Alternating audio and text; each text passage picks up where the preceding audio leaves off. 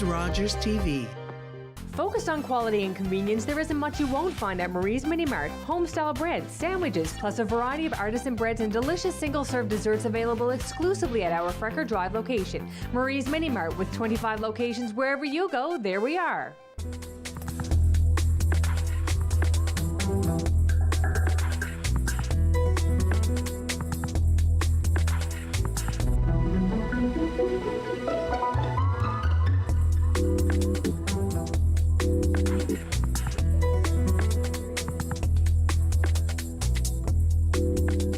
Hi everybody, I'm Karl Wells. My guest today received her early education in Valley. She went on to study at university. She studied education, became a teacher, and then she became very interested in researching the denominational education system of Newfoundland and Labrador in rural Newfoundland and Labrador. It's a really fascinating topic. And I wanted to have her in to talk more about it because I know you'll find it interesting as well. It's my pleasure to welcome Marie-Beth Wright. Thank you.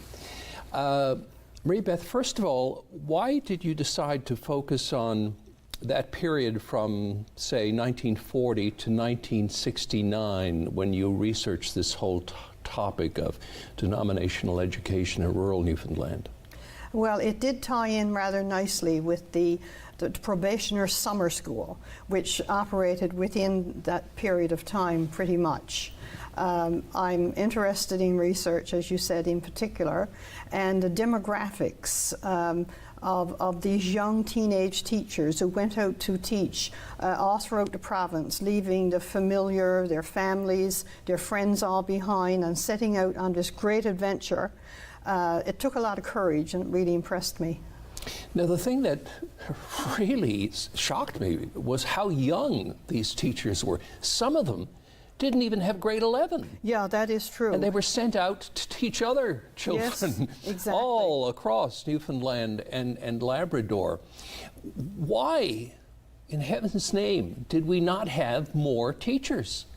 It's much as you're seeing even right now today, a shortage of teachers all across Canada, and headlines coming out of Quebec in particular, that if you're an adult who have graduated from high school, pretty much they are being looked to now to fill classrooms, hundreds and thousands of classrooms all across Quebec. This was in the period leading from the Commission of Government, and the normal school, which would be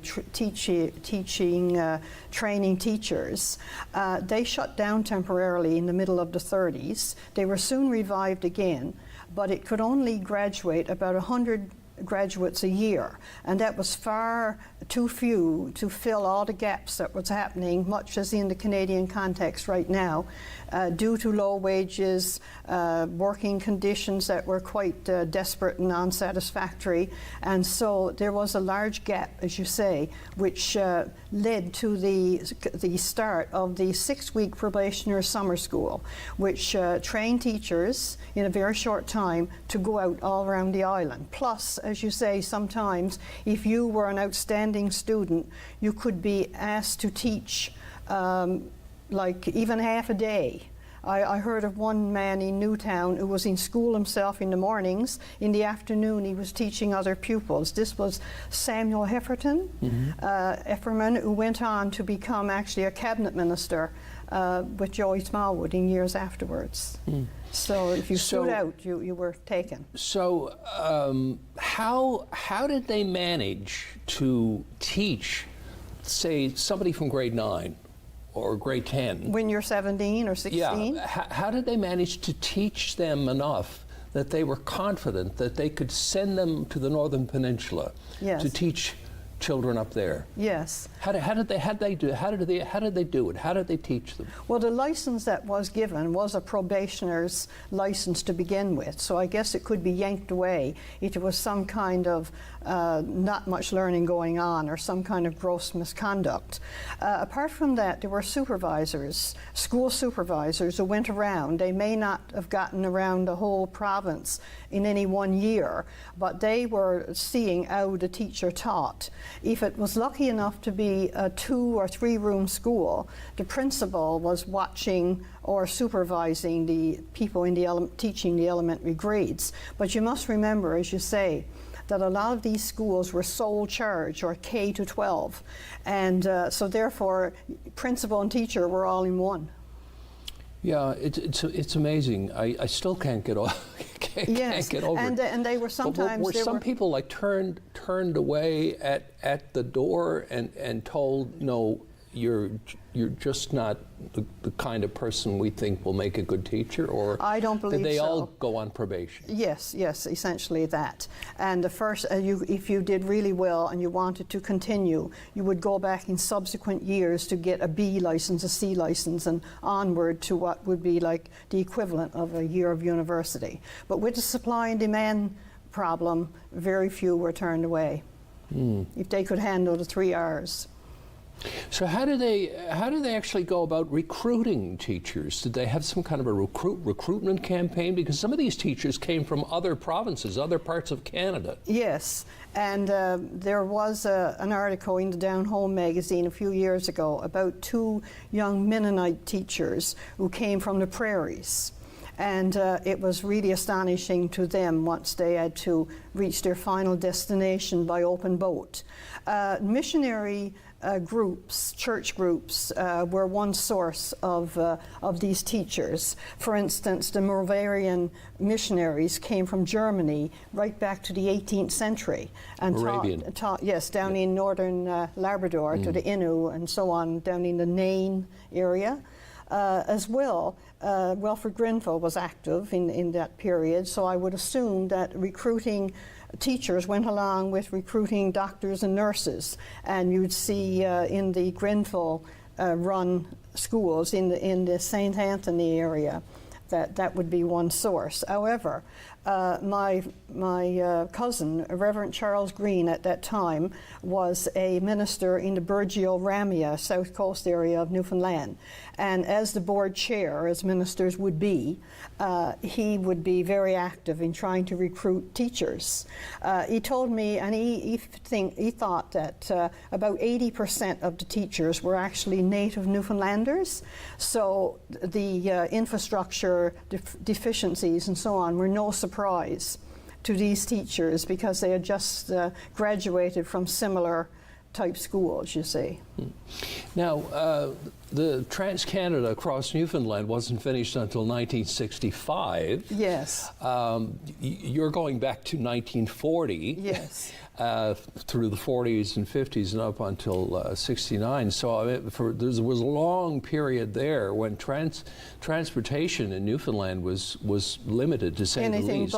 Yes. So how did they get from St. John's, which is where I assume they were trained, to their destination, ultimate destination? They must have taken days in some cases. Yeah, well, this probationary summer school would be all of July and probably a week or so of August. So then they would go back to their home communities, from which they would get a telegram in some cases saying proceed to a certain community on the Northern Peninsula or out in Trinity Bay somewhere, because a lot of the people I researched came from Bonavista and Trinity Bays or went there teaching.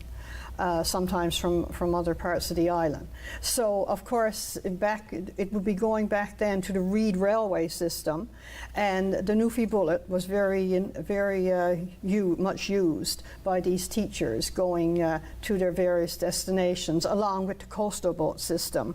But if you were going a bit off the larger centres of Lewisport, Clarenville and so on, then you would either go by branch railway line or eventually, as you got to the coast, by open boat.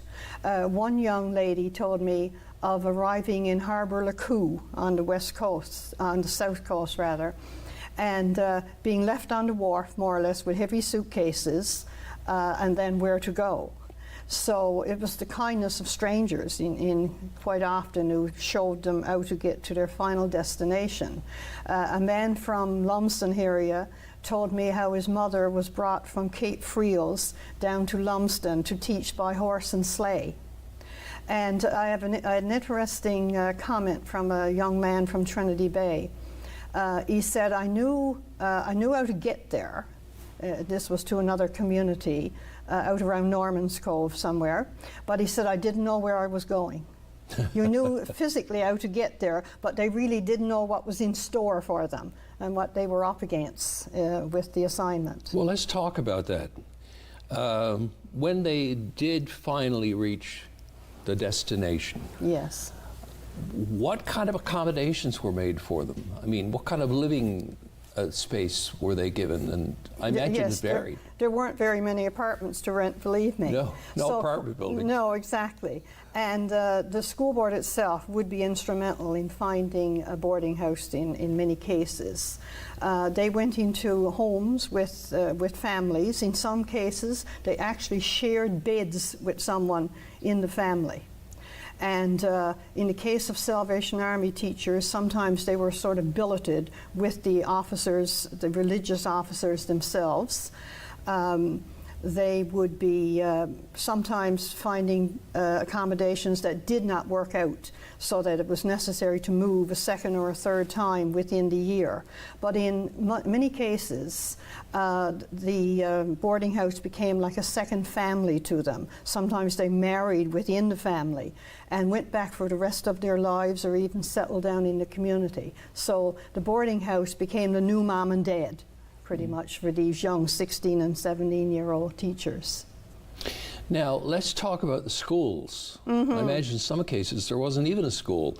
I mean, it must have depended upon the size of the community. I mean, yes, what kind of facilities they had. That's right. In terms of classrooms. And in some cases, this one building would also double as the church, so that if a clergy visited, a church service would also be held in that school building.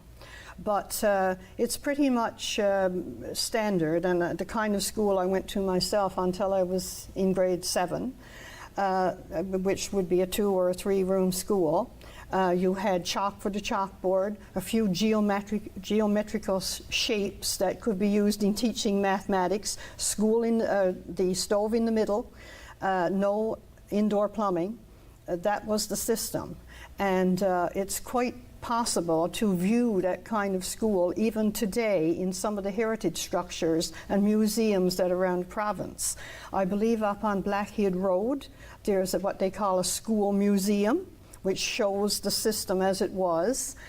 In Fogo there's a replica of a Roman Catholic schoolhouse still in effect as a museum. And if you were to visit the Barber Living Heritage Village in New West Valley, you will find that among the various buildings on site, there is one with a sign over it called the Old Methodist Schoolhouse. And in it you'll find as well a pump organ, because that would be very important for the lady teachers to be preparing students for concerts and this kind of thing. Something I used to hear my parents talk about, now, you know, this would be going back to the 1920s, was the Royal Readers. Yes. What can you tell me about the Royal Readers? Well, I was looking at one a few days ago because I was down in the Education building, and they have a showcase there more or less full of textbooks of the past. And the Royal Readers, I think, was something that came out of the British educational system, much like the CHE exams did for the public exam system. So that's where some of the textbooks were coming from. You can go down and look at one right now in a showcase down in the Education building. Yeah, well, I actually have one or two at home. Okay.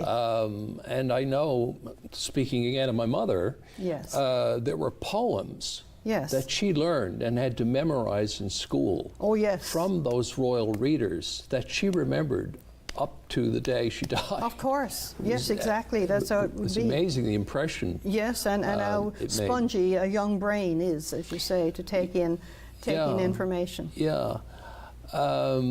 Now, it was the denominational educational system. Yes. So I'm wondering, were these young teachers required to give any religious training at all? Any religious studies? Not really. Until up to the 60s, the clergyman would come into the school, and as you say, in the particular church-run school, that's the minister that would come in. He would get you together, and I remember this, in the gymnasium or in a large room, and you would get religious instruction from the minister. On the other hand, in the other direction, teachers were asked to do church work, especially, for instance, in the Anglican system. Male teachers were quite often recruited to be lay readers on Sundays when the minister would be in another part of the parish. Depending on the crisis or the isolation, they would also be asked to perform funerals, emergency baptisms and this kind of thing. And women teachers, of course, were recruited either to sing in the choir or quite often to be the church organist. And in the cases where the women married and stayed in the community, they became church organists for the rest of their lives in that particular community. I'm just wondering, how many grades, like what would be the top number of grades one of these young teachers would have to teach? And were they basically trying to teach these youngsters the 3 R's, reading, writing, arithmetic? Yeah, most definitely. Looking back into the training for the teachers themselves, there was when they were taught here in St. John's in the 6-week period, they also were taught a bit of physical education to have a few games, I guess, and they were also given speech classes to try and sort of have a level of likeness among the proper English that would be spoken where they were coming from so many different divergent Newfoundland communities. In the case of the all-grade school, the sole charge school as they called it, it was obvious that people in the higher grades were helping those in a few grades beneath them. It was something like if you have a family of 10 children and the older ones help to bring up the younger brother and sister. So I'm sure a lot of that had to go on in the classrooms as well. Now, years ago, there used to be an awful lot of malnutrition in Newfoundland. You know, people weren't being nourished as they should have been. I'm just wondering, you know, did some of these young teachers have to kind of almost be social workers as well and be concerned about, you know, the health and well-being of some of these youngsters they were trying to teach? Well, again, I remember a young Catholic teacher from Trinity Bay who told me that she would be heartsick sometimes from either the lack of proper winter clothing and knowing that sometimes there was drunkenness and so on in the home, so that that was quite apparent with children sometimes coming to school. Of course, these were the days as well in the Commission of Government of cocoa malt. My brother remembers receiving that in school, and it was the seed or the forerunner, of course, almost of meals now, breakfast programs in schools at this moment. So yes, they were given. So what was that? A drink, a powder that was mixed? Yes, sort of a chocolatey. Like Ovaltine or something like that. Powder, and they would boil the kettle, I think, on the pot-bellied stove, and then pour it out, or the children would bring their own container or mug to put it in. Sometimes I think it was even taken and eaten dry. Wow. Yeah. Wow. But it did have some kind, hopefully, of vitamins in it. Yeah. Did any of these young teachers reach the point where they just kind of couldn't take it anymore, that, you know, where they just said, this is not for me, I've got to get out of here? Well, that was very difficult to do, and I think it was almost strategic on the part of the Department of Education. Quite often, and in some years in particular, in years when there were even less teachers than others, teachers were settled much in the same way that ministers would be in a particular community of need. And it was quite obvious sometimes that if you were from the South Coast, you would be sent down on the Northern Peninsula or far away from your own community. So it would be difficult to get back. One young lady from the now resettled community of Point Rosie, which is down around Buren, was sent in the Channel Port-au-Basque area. And she recalled an official in the Department of Education saying to her, I'll send you far enough, you'll get home for Christmas, but certainly not for weekends. So again, to anchor back to the transportation system around the province, you really almost could not leave and go back. Wow. Now, quite often, years ago, in remote Newfoundland and Labrador, the clergyman Yes. and the teacher were the only people who could read and write. That is true. And quite often, I remember my uncle was a United Church minister, and for years and years and years, he was called upon to write wills for people. Yes, of course. So these teachers must have been called upon to do all sorts of things by people in these communities, you know, fill in forms and... That's right, and I remember that even from teachers who went out in the 60s, as you say, doing income tax for people, forms in the spring of the year, applying for unemployment insurance, writing letters for some reason or other. And I remember one lady, Mrs. Mabel Kane, who taught for over 40 years in the school system. She first went to a place called St. Paul's Island, and I think in Bonavista Bay, which is again now not there anymore.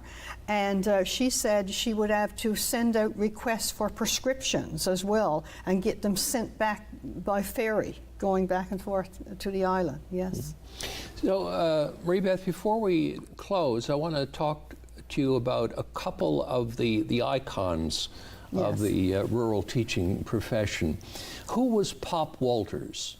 Okay, Pop Walters came from Pooch Cove, but spent most of his time, his career, teaching in the Bombay area, most notably in Woody Point, which became home for the family, and Norris's Point. Of course, he met his wife while teaching there, a young teacher herself, and their daughter, Lorna, tells me, who also was a teacher, she tells me how her father saved so many young boys in particular from quitting school, and the reason he was able to forge such a bond and loyalty with these young guys was by being their hockey coach, and he was also very active with the Army cadet movement.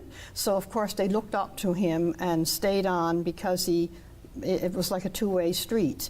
On the northeast coast, we would recognize Pop Walters more as being Heber Walters, who was the longtime mayor of Portugal Cove St. Philip's. He also came back from the Northern Peninsula area, worked with the Newfoundland Teachers Association, became an honorary member there. He was also very active with the Lay Readers Association of the Anglican Church and with the cadet movement going off to summer camps. And Lorna tells me if they go back to Woody Point, people would always ask, oh, is Pop Walters? Yes.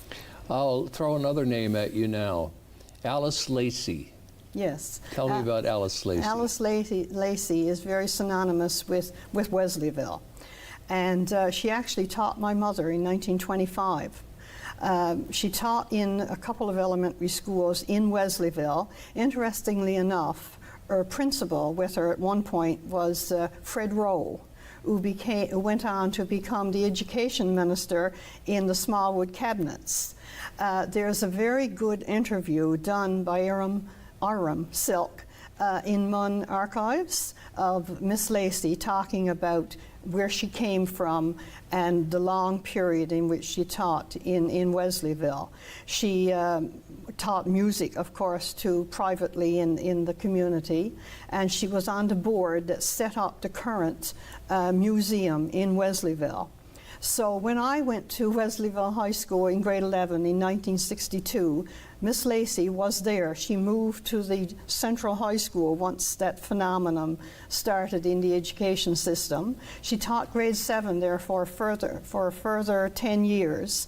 So when I went on the staff of that high school in 1969, Miss Lacy had just retired the previous June. Wow. Yes. Yeah, you know, it's a small world because, you know, your mom was taught by Miss Lacy. My father, who hailed from Wesleyville, was taught by Miss Lacy and Fred Rowe. Yes. So there you go. That's right, all Yeah. synced together. I want to talk to you about your own career. And first of all, what was it like? You were taught in Valleyfield, so you came out through the small United school Church in Valleyfield. system, even though I was an Anglican, but just for proximity, my parents sent me to the United Church system. I used to sing and perform in the United Church for concerts, and had nothing at all to do with the Anglican system, apart from going there to do my CHE exams in grade 9 and 10. Wow. Mm-hmm. Yeah. So you went to Memorial, studied education. Yes. What kind of career did you have in education? I taught French and English, and started off with Bishop Meaden High School in Badger's Key. That was an interesting feature as well, because in the United Church system, you were taught French. In the Anglican, Latin at that time. So Yes. it was very easy for me to get a position in an Anglican school because I had French, which so few Anglican teachers did. In total, in full-time teaching, it was about 12 years. But being a stay-at-home mom, working with the family business, I ended up having sort of an interrupted career. At the same time, it was a bit like a patchwork quilt, I said, because after my sons got into junior high and so on, I went back into substituting, short-term placements, night school, summer school, adult education, private tutoring, the works. And in fact, for 2 years, I was the English teacher in the Provincial Francophone School Board here in St. John's. So it really is a patchwork quilt. Yeah, well, you've been a great guest, and this has been a fascinating conversation. Thank you very much, Okay, it's a real Marie-Beth Wright. pleasure. Okay.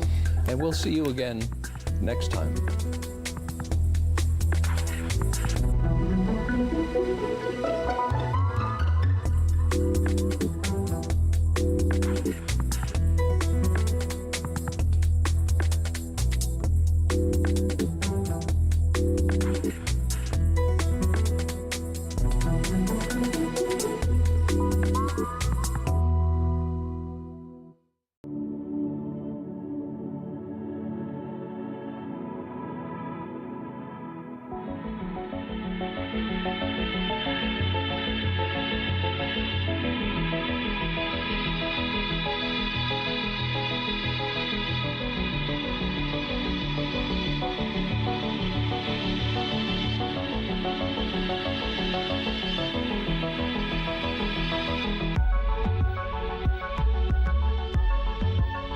If you want convenience, Marie's Mini Mart is here for you. A one